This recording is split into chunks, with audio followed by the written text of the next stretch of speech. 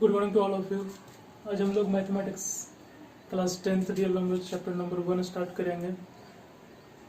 मेरे प्लेलिस्ट में साथ में पैरेलल क्लास चल रहा है साइंस का। अगर कोई साइंस का वीडियो नहीं देखा है तो कृपया करके उसको जाकर देख लें। तो चलो स्टार्ट करते हैं बिना टाइम वेस्ट किए हुए रियल नंबर। ठीक है, तो देखो रियल नंबर क्या होते हैं। बेसिकली इसमें अपने को पढ़ना क्या होता है, तो इसमें अपने को पढ़ना है Euclid's division lemma and Euclid's division algorithm. लेकिन वो पढ़ने के पहले जरा हम ये समझ लेते हैं कि रियल नंबर क्या होता है, क्योंकि अगर ये चीज़ नहीं समझ पाए तो तुम्हारा ये पूरा जो नंबर सिस्टम का चैप्टर है वो थोड़ा कम समझ में आएगा। क्वेश्चन बन जाएगा पर दिल से क्वेश्चन ना बन पाएगा। तो समझते हैं सबसे पहले रियल नंबर क्या होते हैं। देखो वैसे नंबर जो अपने को नंबर लाइन पे मिल जाए उसे हम बोलते हैं real number. Number line 8 class में पढ़े हो गए, मतलब 6 क्लास 8 क्लास से ही पढ़ते आ रहे हो। नंबर लाइन क्या होता है, एक स्ट्रेट लाइन होता है जिसपे बहुत सारा अपने को नंबर मिल जाता है, उसको हम बोलते हैं नंबर लाइन। ठीक है, ये तुम्हारा क्या हो गया, एक स्ट्रेट लाइन और इस पे अपने को बहुत सारा नंबर्स मिल रहे हैं। इन सभी को क्या बोलेंगे, ये जो भी है ये क्या है, नंबर लाइन है। ठीक है, तो क्या 0 1 2 3 4 और -1 2 -3 -4 यही सब नंबर्स मिलते हैं अपने को नंबर लाइन पे? नहीं, और भी नंबर्स मिलते हैं। जैसे ये क्या मिलता है, अगर अपने को 3.5 लिखना हो, 3.5 को तुम क्या लिख सकते हो, 7/2। ठीक है, ये 7/2 3 और 4 के बीच में कहीं होगा ना, तो यहाँ पे क्या हो गया, अपने को 7/2 मिल गया। और बात करते हैं 1.414, इसका वैल्यू क्या होता है, √2। ये कहाँ पे अपने को मिलेगा, तो 1 और 2 के बीच में कहीं मिलेगा, √2। बात करते हैं 0.6 -0.6 का, -0.6 0 और -1 के बीच में मिलेगा। तो ये सब भी नंबर्स जो होते हैं वो अपने को नंबर लाइन पे मिल जाते हैं, इसीलिए इन सभी नंबर्स को हम क्या बोलते हैं, रियल नंबर बोलते हैं। ठीक है, वैसे नंबर्स जो अपने को नंबर लाइन पे मिल जाए उनको हम क्या बोलेंगे, रियल नंबर्स। तो लिख लोगे इसका definition, numbers found on number line is known as real number. Real number example क्या क्या हो जाएगा तुम्हारा, 1 7/2 √5 -2 7.6, ये सभी क्या है, रियल नंबर्स हैं। तो ठीक है, अगर रियल नंबर एग्जिस्ट करता है तो क्या इसका अपोजिट में कोई नंबर एग्जिस्ट करता होगा, जिसको हम बोल देते हैं इमेजिनरी नंबर। क्या रियल नंबर के अपोजिट इमेजिनरी नंबर्स भी होते हैं, तो जवाब है हाँ होते हैं, इमेजिनरी नंबर भी होते हैं। इमेजिनरी नंबर कैसा होता होगा, तो देखोगे 2i एक इमेजिनरी नंबर है। अगर ये समझ में नहीं आ रहा होगा तो -√4 ये मेरा क्या है, इमेजिनरी नंबर है। ये दोनों जो नंबर है इनको हम बोलेंगे इमेजिनरी नंबर। ये बेसिकली क्लास 11th और 12 में डिटेल में पढ़ना है। इमेजिनरी नंबर इनको हम बोलते हैं। ये जो इमेजिनरी नंबर्स होते हैं ना, ये अपने को इस नंबर लाइन पे नहीं मिलेगा, इसीलिए इनको हम क्या बोलते हैं, इनको बोलते हैं इमेजिनरी नंबर और इनको बोलते हैं रियल नंबर्स। ठीक है, तो रियल नंबर समझ में आ गया होगा। चलो आगे बढ़ते हैं, जरा ध्यान से समझना, डेफिनेशन को नोट डाउन कर लेना, इसको हम रब कर रहे हैं। देखो इस नंबर लाइन पे अपने को बहुत सारा नंबर्स मिला। क्या ये सभी नंबर से एक ही तरह के होते हैं या इनका अपना अपना नाम होता है, तो जरा ध्यान से समझना। ये 7/2 ये मेरा एक फ्रैक्शन होता है, ये क्या है, फ्रैक्शन है। 3 4 1 2 ये क्या है, मेरा इंटीजर है। ठीक है, -1 -2 -3 ये सभी क्या होते हैं, निगेटिव इंटीजर्स होते हैं।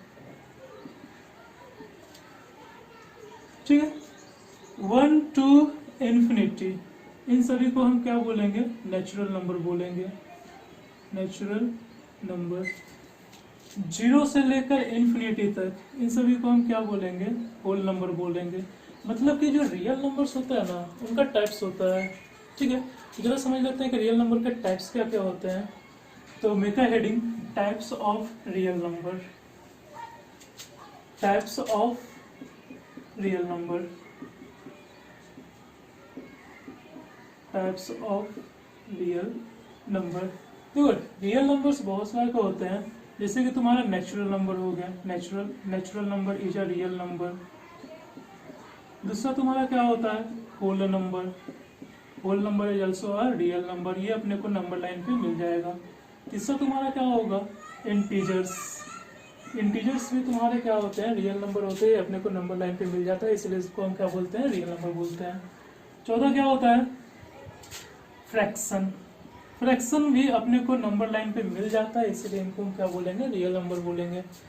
और क्या होता है, रेशनल नंबर, ये भी अपने को नंबर लाइन पे मिलेगा, इसलिए इसको हम बोलेंगे रियल नंबर। क्या होता है, इरेशनल नंबर, ये रेशनल नंबर भी अपने को नंबर लाइन पे कहीं ना कहीं मिल जाएगा, इसीलिए इनको हम क्या बोलेंगे, रियल नंबर। तो बेसिकली रियल नंबर के इतने सारे टाइप्स होते हैं, और भी होते हैं, even number, odd integers, even number, odd in number. तो बेसिकली अपने को इतना पढ़ना है, और ये हम पढ़ के समझेंगे और आराम से यूक्लिड्स डिवीजन लेना समझेंगे। तो चलो एक करके समझते हैं कि नेचुरल नंबर किनको बोलेंगे, होल नंबर किनको बोलेंगे, इंटीजर्स किनको बोलेंगे, फ्रैक्शन किनको बोलेंगे, रेशनल नंबर किनको बोलेंगे और इरेशनल नंबर किनको बोलेंगे। तो मेका heading natural number, natural number, natural number. देखो natural number, whole number, integer, ये सब बचपन से पढ़ते आ रहे होगे, तो ज़्यादा टाइम वेस्ट नहीं करेंगे तुम लोगों का, और आराम से शॉर्ट में इनको पढ़ते हैं जल्दी जल्दी, उसके बाद अपने आते हैं मेन टॉपिक पे। नेचुरल नंबर क्या होते हैं, तो जितने भी काउंटिंग नंबर्स होते हैं ना, अगर 1 से स्टार्ट कर दे हम काउंटिंग करना, तो जितने भी नंबर्स अपने को मिलेंगे वो सभी क्या मिलेंगे, नेचुरल नंबर मिलेंगे। जैसे कि काउंटिंग नंबर्स 1 से स्टार्ट कर दो, वो सभी क्या मिलेंगे, नेचुरल नंबर होंगे।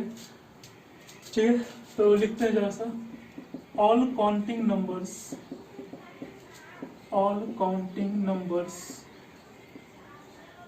starting with 1 is known as natural number। इनका एग्जाम्पल क्या हो जाएगा, तो 1 से काउंट करना स्टार्ट करो, ये सभी क्या हो जाएंगे, नेचुरल नंबर हो जाएंगे।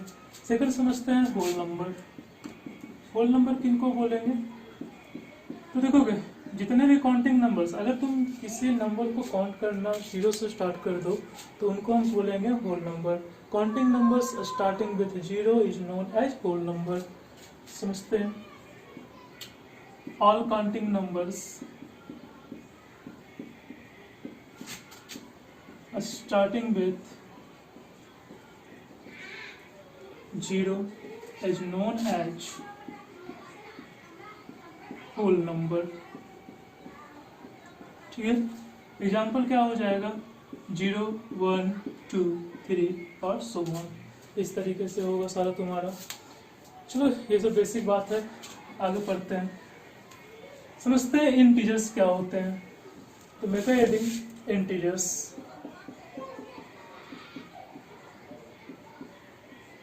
तो इंटीजर्स, अगर हम किसी पेज पे ना +1 +2 +10 0 -1 -2 -100 अगर ये लिखते हैं, तो ये जितने भी सेट्स हुए ना नंबर के, पॉजिटिव नंबर, ये सेट किनका हुआ, पॉजिटिव नंबर का हुआ, निगेटिव नंबर का हुआ, 0 का हुआ, इन सभी को हम बोलेंगे इंटीजर।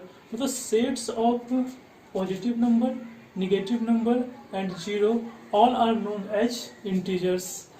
इन सभी को क्या बोलेंगे, कंबाइंडली इन सभी को हम बोलेंगे इंटीजर्स। ठीक है, तो इंटीजर्स का अगर डेफिनेशन लिखना हो तो ऐसे लिख सकते हैं, sets of positive number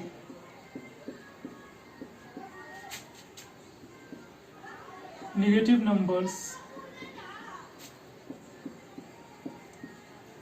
and 0 are known as integer. बोल सकते हैं, आराम से बोल सकते हैं। इनका एग्जाम्पल क्या क्या हो जाएगा, तो एग्जाम्पल होगा 100 +200 +15 0 -2 -8 एंड सो ऑन, इसी तरीके से होगा।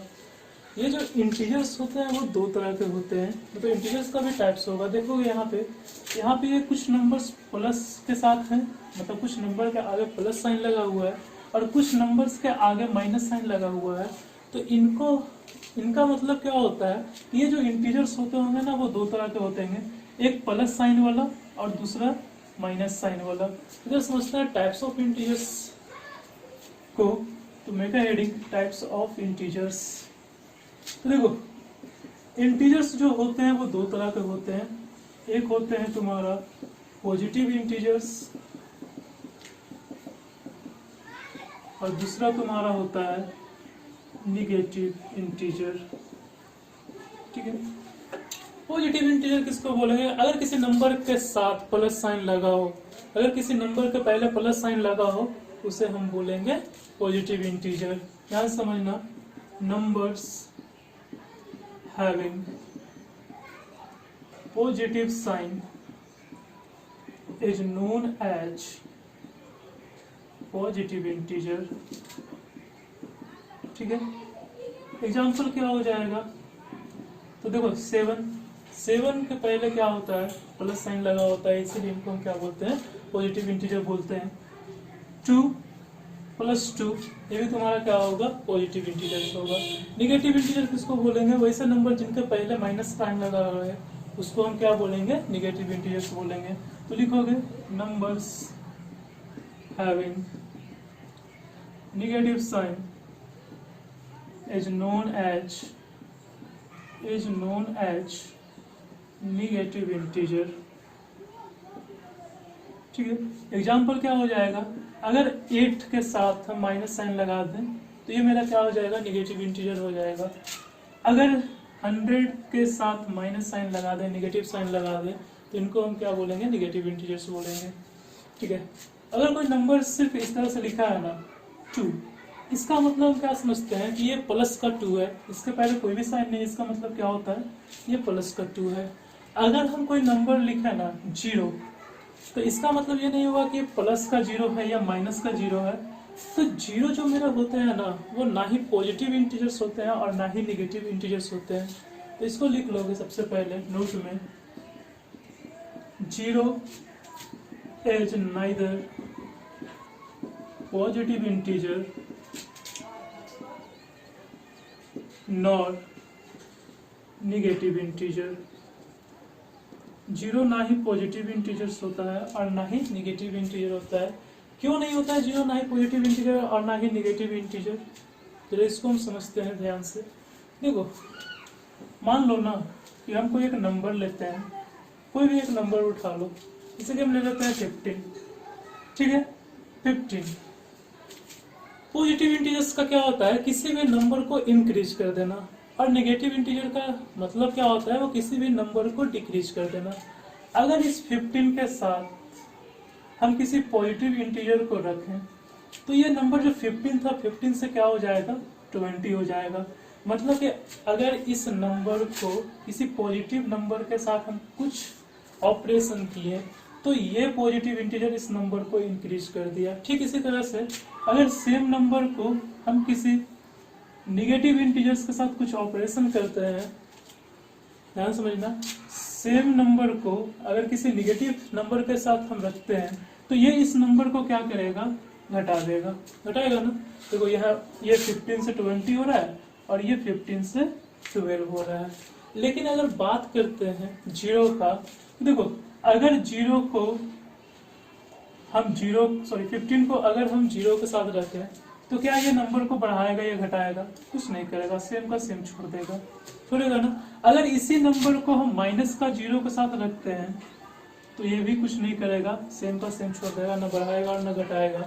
इसका मतलब क्या हुआ कि पॉजिटिव इंटीजर्स किसी भी नंबर को इंक्रीज करता है, इसका काम होता है, निगेटिव इंटीजर किसी भी नंबर को डिक्रीज करने का काम होता है। अगर 0 मेरा पॉजिटिव होता तो इस नंबर को इंक्रीज कर देता, और अगर 0 मेरा निगेटिव होता तो इस नंबर को डिक्रीज कर देता। लेकिन यहाँ पे 0 क्या कर रहा है, कुछ चेंज नहीं ला रहा है। इसका मतलब क्या हुआ, 0 ना ही पॉजिटिव इंटीजर है और ना ही निगेटिव इंटीजर है। इसको एक तरह से समझ सकते हो। ठीक है, चलो नेक्स्ट पढ़ते हैं रेशनल नंबर। ठीक है, हेडिंग दे दोगे रेशनल नंबर, रेशनल नंबर ध्यान से समझना, रेशनल नंबर किनको बोलते हैं। बेसिकली ये तुम्हारा एक चैप्टर होगा एक्सरसाइज 1B में। नेक्स्ट चैप्टर में तुम्हारा पूरा पढ़ना चैप्टर के रूप में रेशनल नंबर और रेशनल नंबर्स को। अभी सिर्फ यहाँ पे हम क्या करते हैं, इस रेशनल नंबर का सिर्फ डिफिनेशन समझते हैं कि रेशनल नंबर होते क्या है।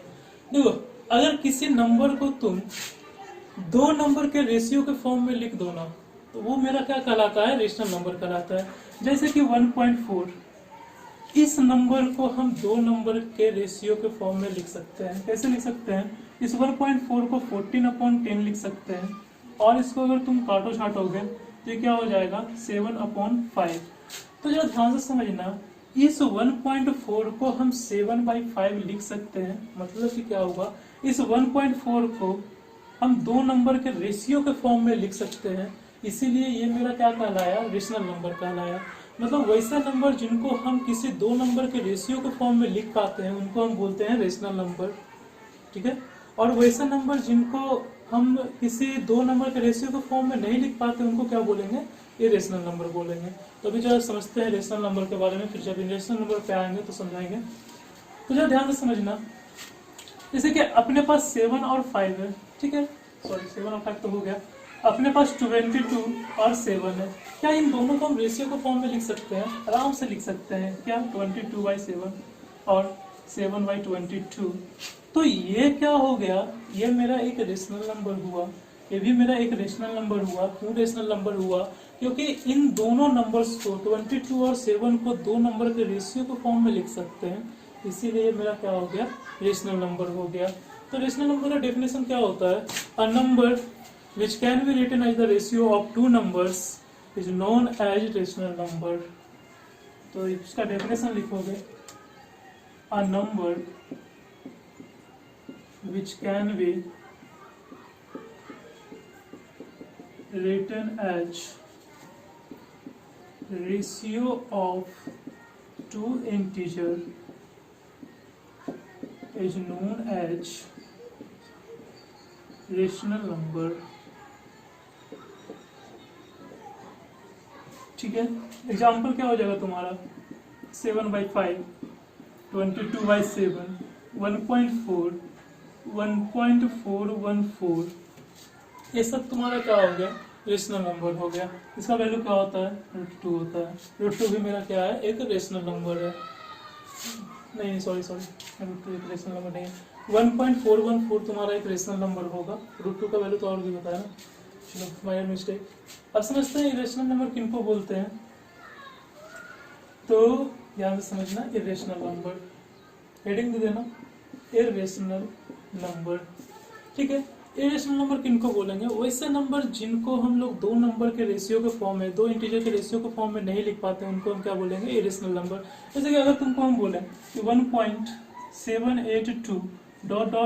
इसको तुम दो नंबर के रेशियो के फॉर्म में लिख दो, क्या इसको तुम लिख पाओगे, कभी नहीं लिख पाओगे। क्यों नहीं लिख पाओगे, क्या लिखोगे इसको, 1.782 पॉइंट अगर हटाओगे तो कितना जीरो बैठाओगे ये तो तुमको पता नहीं ना है, तो नहीं लिख सकते। इसलिए मेरा क्या हो गया, इरेशनल नंबर हो गया। इरेशनल नंबर, टर्मिनेटिंग, अल्टरनेटिंग सब नेक्स्ट चैप्टर में पढ़ेंगे आराम से। सिर्फ डेफिनेशन समझ रहे हैं, रियल नंबर को समझने की कोशिश कर रहे हैं। तो जरा और देख लेते हैं, अगर 1.417 और इसके ऊपर बार लगा रहे हैं, क्या तुम इसको दो नंबर के रेशियो के फॉर्म में लिख पाओगे, नहीं लिख पाओगे। कैसे नहीं लिख पाओगे, क्योंकि जब किसी नंबर के ऊपर बार लग जाता है ना तो वो नंबर सारा रिपीट करता है। ये क्या हम इसको लिख पाएंगे, 417, फिर 417, फिर 417, इसी तरह से लिखते जाएंगे, कभी खत्म नहीं होगा। इसको हम दो नंबर के रेशियो के फॉर्म में नहीं लिख सकते हैं, इसीलिए इनको क्या बोलेंगे, इरेशनल नंबर बोलेंगे। तो इरेशनल नंबर को अगर डिफाइन करना चाहें तो कैसे कर सकते हैं, अ नंबर क्या बोल सकते हैं, a number which cannot be written as the ratio of two integer is known as irrational number, ठीक है। लिख देते हैं इसको, a number which cannot be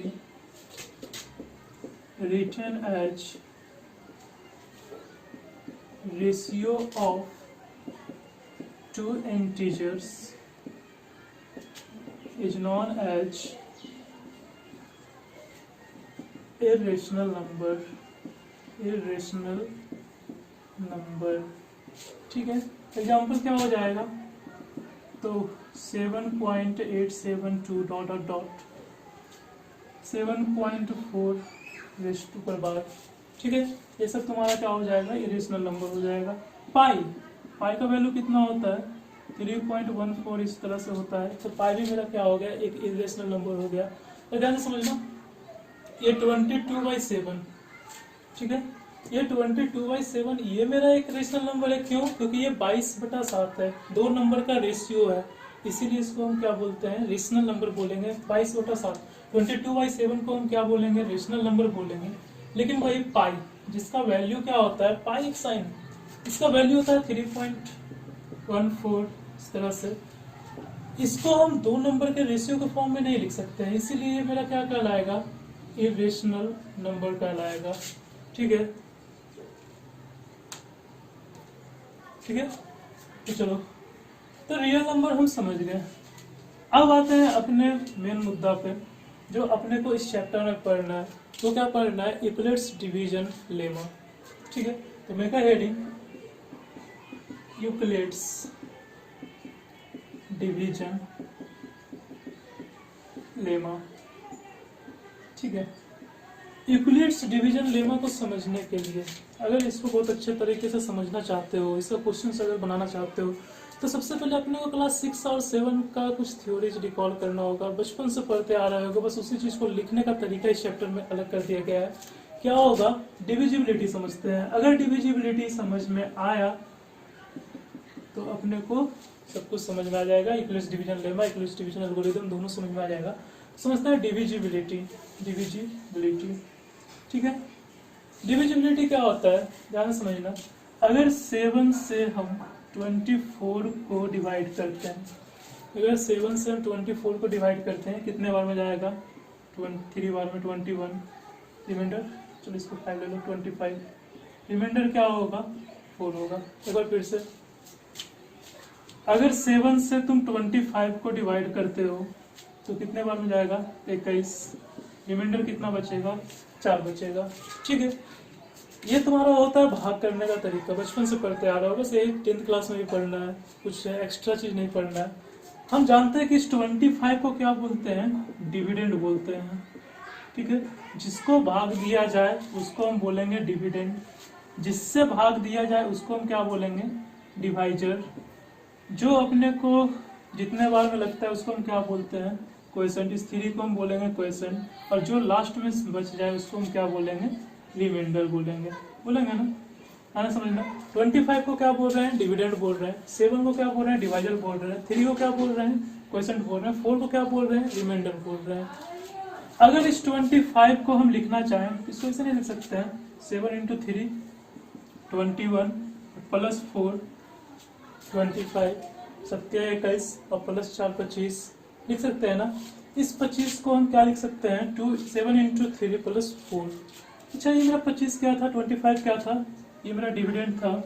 फिर कैपिटल डी से हम इसको रिप्रेजेंट करें, बराबर, ये 7 क्या है, डिवाइजर है। अगर डिवाइजर को स्मॉल डी से रिप्रेजेंट करें तो ये स्मॉल डी होगा। ये 3 क्या है, क्वोशेंट है, क्वोशेंट को अगर क्यू से रिप्रेजेंट करें तो दिक्कत नहीं। ये 4 तुम्हारा क्या है, रिमाइंडर है। तो डिविडेंड बराबर क्या होता है, divisor into quotient plus remainder. ठीक है, डिविडेंड बराबर क्या होगा, divisor into quotient plus remainder. तो इस चीज को जरा लिख लेना, नोट डाउन कर लेना। यहाँ पे डिविडेंड इज इक्वल टू क्या हो गया, divisor into quotient plus remainder. ठीक है, dividend is equal to divisor into quotient plus remainder. No issue, कोई इशू नहीं। ठीक है, ये होता है तुम्हारा क्या, डिविजिबिलिटी। डिविजिबिलिटी यही होता है, dividend is equal to divisor into quotient plus remainder. चलो एक क्वेश्चन इस पे कर लेते हैं, डिविजिबिलिटी पे बेस्ड पे। तो एक क्वेश्चन लिखते हैं। अभी हम यूक्लिड्स डिवीजन लेमा में नहीं आए हैं, अभी हम क्या समझ रहे हैं, डिविजिबिलिटी समझ रहे हैं। क्यों समझ रहे हैं डिविजिबिलिटी, क्योंकि अपने को यूक्लिड्स डिवीजन लेमा समझना है। अगर डिविजिबिलिटी का नॉलेज अपने पास है तो ये चुटकी का खेल है, बस इसमें एक चीज ज्यादा पढ़ना होगा, सेम चीज यही पढ़ना है लेकिन एक चीज ज्यादा पढ़ना होगा। डिविजिबिलिटी समझ में आया, यूक्लिड्स डिवीजन लेमा कुछ भी नहीं है। ठीक है, तो एक क्वेश्चन कर लेते हैं डिविजिबिलिटी पे। क्वेश्चन करोगे a number when divided by 12 it gives 8h quotient and 5h remainder. Find the number. Number क्या होगा? क्वेश्चन क्या बोल रहा है, जब किसी नंबर को हम 12 से डिवाइड करते हैं तो 8 अपने को क्वोशंट मिलता है और 5 अपने को रिमाइंडर मिलता है, तो वो नंबर क्या होगा? ठीक है, ध्यान समझना। जब किसी नंबर को हम 12 से डिवाइड कर रहे हैं, किसी नंबर को जिसको डिवाइड करते हैं उसको क्या बोलते हैं? डिविडेंड बोलते हैं। इस डिविडेंड को किससे डिवाइड कर रहे हैं? 12 से डिवाइड कर रहे हैं। क्वोशंट अपने को कितना मिला? 8 मिला, डिवीजन हुआ होगा। रिमाइंडर कितना मिल रहा है? 5 मिल रहा है। तो ये नंबर अपने को क्या होगा ये बताना है। ठीक है, आराम से जानता है डिविडेंड बराबर divisor into quotient plus remainder, आराम से सॉल्व कर सकते हैं ना। तो जरा समझना ध्यान से, कोई भी क्वेश्चन बनाने के पहले अगर बोर्ड में अच्छा नंबर लाना हो तो सबसे पहले हम स्टेप बाय स्टेप क्वेश्चन को सॉल्व करते हैं। कैसे? ध्यान समझना। A number when divided by 12, एक नंबर को जब 12 से डिवाइड किया जा रहा है, 12 मेरा क्या है? ये मेरा है divisor. It gives 8h quotient, 8 quotient देता है, मतलब तुम्हारा क्वोशंट क्या होगा? 8 and 5h reminder, 5h reminder, reminder तुम्हारा क्या है? 5। फाइंड द नंबर, नंबर निकालना है। जो नंबर को डिवाइड करते हैं उसको हम क्या बोलते हैं? डिविडेंड बोलते हैं। डिविडेंड बराबर व्हाट? ठीक है, हम जानते हैं कि डिविडेंड बराबर क्या होता है? Divisor into quotient plus remainder, ये होता है ना। ठीक है, डिविडेंड निकालना है अपने को। डिवाइजर कितना है? 12, क्वोशंट कितना है? 8, रिमाइंडर कितना है? 5। ये कितना हो जाएगा? 96 प्लस 5, ये कितना हो जाएगा? 105। तो जो डिवाइडेंड था ना वो कितना है? 105। मतलब वो नंबर, जिस नंबर को हम 12 से डिवाइड कर रहे हैं, 8 क्वोशंट मिल रहा है और 5 रिमाइंडर मिल रहा है, वो नंबर मेरा क्या होना चाहिए? 105। ठीक है, कोई दिक्कत? ये तुम्हारा डिविजिबिलिटी का एक क्वेश्चन था। अगर ये चीज समझ में आया तो अब समझते हैं यूक्लिड्स डिवीजन लेमा।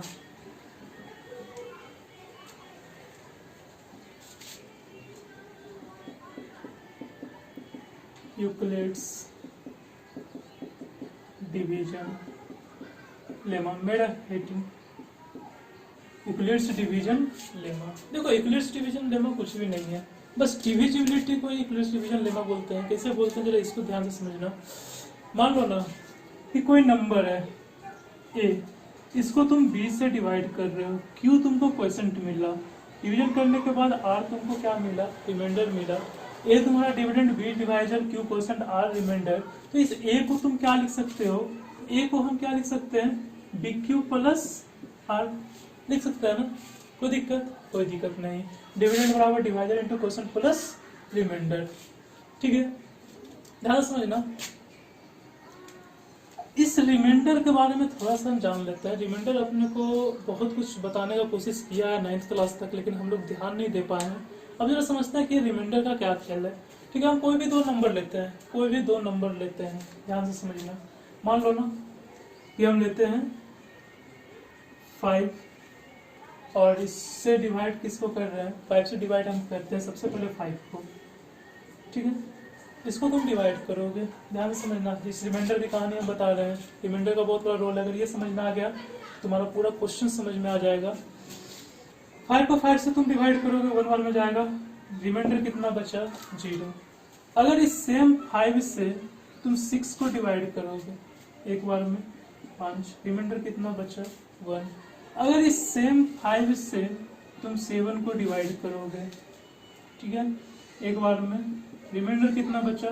2। अगर सेम 5 से तुम 8 को डिवाइड करोगे, ध्यान समझना, एक बार में 5, रिमाइंडर कितना? 3। अगर इस 5 से तुम 9 को डिवाइड करोगे, कितने बार में? एक बार में 5, 4, रिमाइंडर तुम्हारा आ गया 4। अगर इस 5 से तुम 10 को डिवाइड करोगे, 2 बार में 10, रिमाइंडर क्या आ गया? 0 आ गया। ठीक है, अगर इस 5 से तुम 11 को डिवाइड करोगे 2 बार में, रिमाइंडर कितना आ गया, 1 आ गया।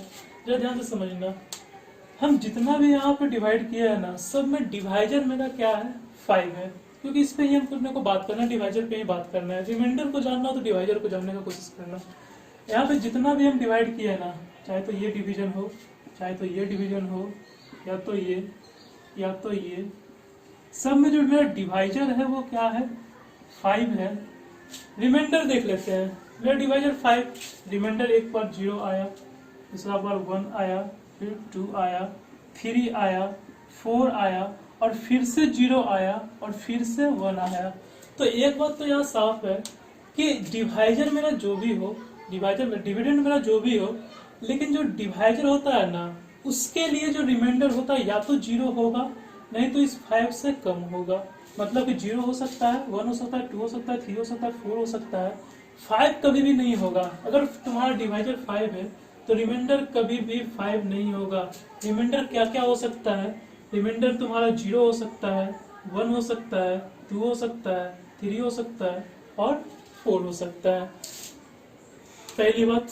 दूसरी बात ध्यान से समझना, ये 5 और ये 5 मेरा क्या है, इंटीजर है। इन दोनों 5 के लिए हमेशा 2 नंबर, 2 होल नंबर और आएगा, और वो कौन कौन सा आएगा, 1 और 0। ये 5 और 6 दो इंटीजर्स हैं, 6 तुम्हारा डिविडेंड है और 5 तुम्हारा डिवाइजर है। इन दोनों इंटीजर के लिए एक यूनिक नंबर आ रहा है, 2 यूनिक होल नंबर आ रहा है, कौन कौन सा, 1 और 1। फिर 5 और 7 के लिए 2 यूनिक होल नंबर आ रहा है, क्या, 1 और 2। फिर ये दोनों के लिए ये दोनों यूनिक होल नंबर आ रहा है, 1 और 3। इसका मतलब कि 2 बात मेरे को साफ हुआ। क्या हुआ कि तुम कोई भी 2 इंटीजर ले लोगे ना, कोई भी 2 इंटीजर ले लो, कोई भी 2 इंटीजर ले लो, ए और बी हम जनरल में ले रहे हैं, कोई भी 2 इंटीजर ले लो, इनके लिए 2 होल नंबर जरूर होगा, जरूर एग्जिस्ट करेगा, और वो कौन कौन सा करेगा, क्यू और आर करेगा।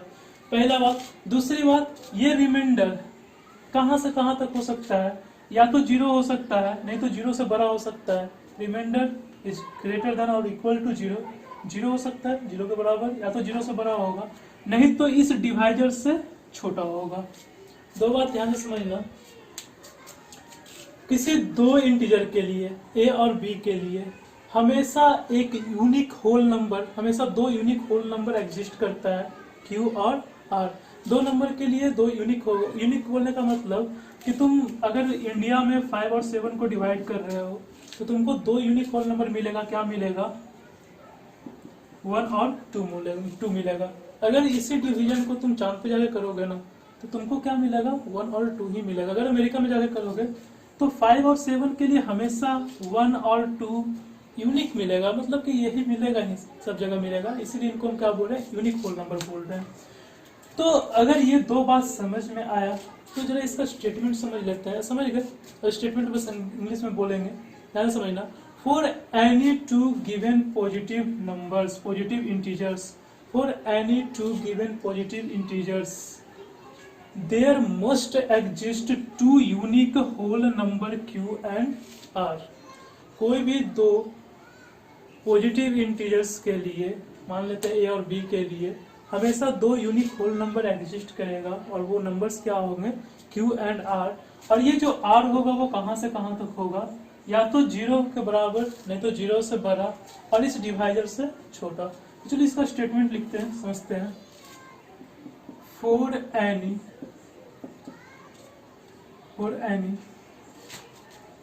Given 2 positive integer there must exist, for any given 2 positive integer a and b, there must exist unique whole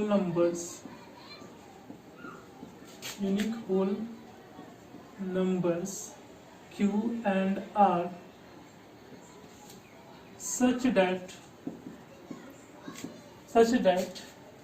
इस पूरे क्राइटेरिया को कैसे लिख सकते हैं, A is equal to B Q plus R, where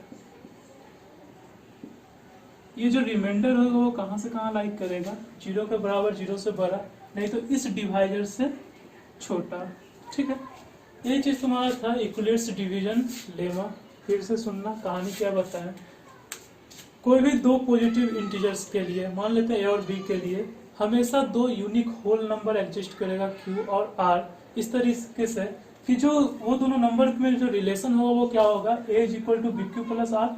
चाहे इस रिमाइंडर कहाँ से कहाँ तक लाइक करेगा, ये रिमाइंडर हमेशा जीरो और जीरो या जीरो से बी के बीच में लाइक करेगा।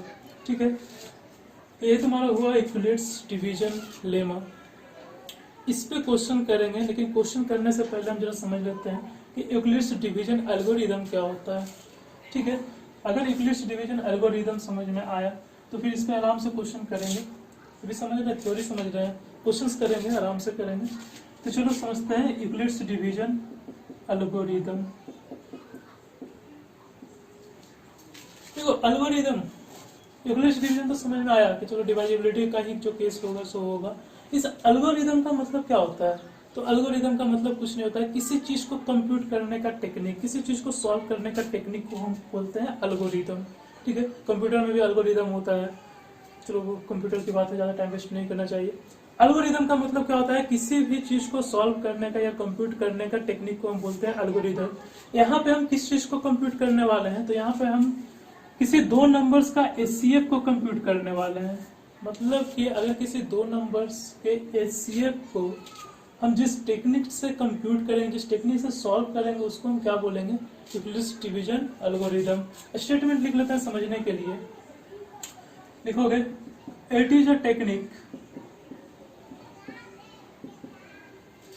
It is a technique to compute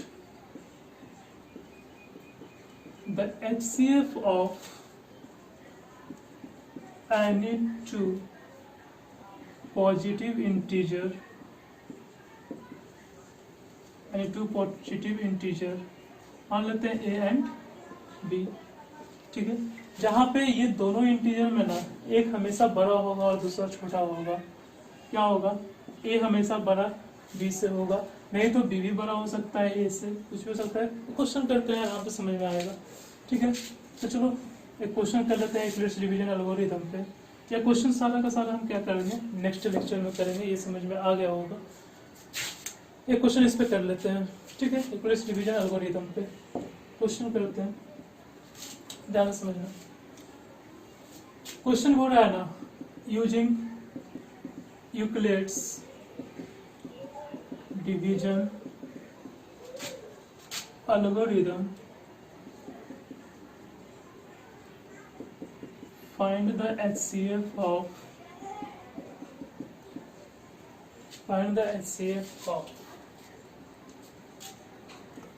15 and 99।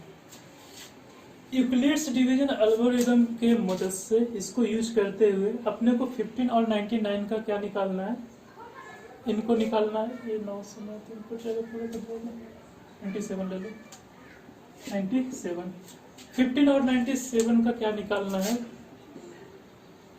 HCF निकालना है। ठीक है, करेंगे क्या, बचपन वाला काम, कैसे निकालते हैं एचसीएफ, इस 15 से छोटे नंबर से बड़े नंबर को डिवाइड करते हैं। ठीक है, तब तक डिवाइड करते हैं जब तक कि मेरा रिमाइंडर 0 ना आ जाए। कितने बार में जाएगा, 6 बार में 90। रिमाइंडर कितना बचा, 7। अब इस 7 को हम किससे डिवाइड करेंगे, 15 को, 7 से 15 को डिवाइड करेंगे, 2 टाइम्स में 14, रिमाइंडर 1।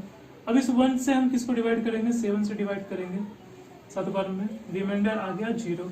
रिमाइंडर 0 आ गया, इसको देखकर क्या लगता है कि एचसीएफ तुम्हारा क्या होना चाहिए, तो एचसीएफ हमेशा ये डिवाइजर ही होता है ना।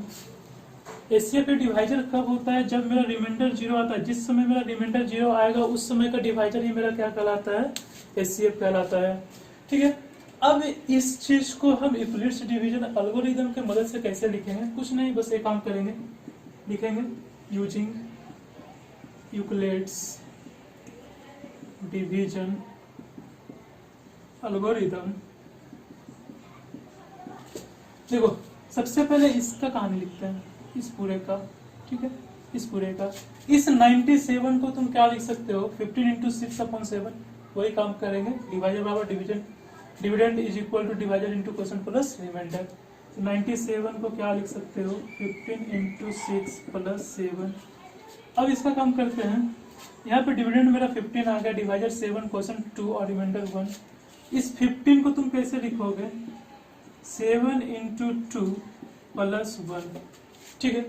अब इसका काम करो, डिविडेंड तुम्हारा 7, डिवाइजर 1, क्वेश्चन 7 और रिमाइंडर 0। तो इस 7 को तुम कैसे लिखोगे, 1 इंटू 7 प्लस 0। ध्यान देना, जिस समय तुम्हारा रिमाइंडर 0 होगा उस समय का जो डिवाइजर होगा ना वही तुम्हारा HCF कहलाएगा। तो यहाँ पे हम लिखते हैं HCF ऑफ 15 एंड 19 7, ये क्या होगा, 1 हो जाएगा, आराम से हो जाएगा। ये 1 क्यों बोल रहे हैं, फिर से सुनना, जिस समय रिमाइंडर तुम्हारा 0 होगा उस समय का जो डिवाइजर होता है वो क्या कहलाता है, HCF कहलाता है। तो यही हो गया तुम्हारा यूक्लिड्स डिवीजन एल्गोरिथम, कुछ खास नहीं। ये काम तो बचपन से करते आ रहे हैं, ये काम बचपन से करते आ रहे होंगे, ठीक है। बस इसी चीज को लिखने का ये जो तरीका हुआ ना, इसी को हम बोलते हैं यूक्लिड्स डिवीजन एल्गोरिथम। चलो, आशा करते हैं कि मैथ भी समझ में आ रहा होगा। साइंस पैरेलल में चल रहा है, उसको इस चैनल को सब्सक्राइब कर लेना और जितना हो सके शेयर कर लेना, ठीक है। नेक्स्ट वीडियो में या नेक्स्ट क्लास में हम लोग क्या करेंगे, यूक्लिड्स डिवीजन लेमा पे क्या क्वेश्चन करेंगे, ठीक है, और बड़ा इंटरेस्टिंग होने वाला है। तब तक गुड बाय।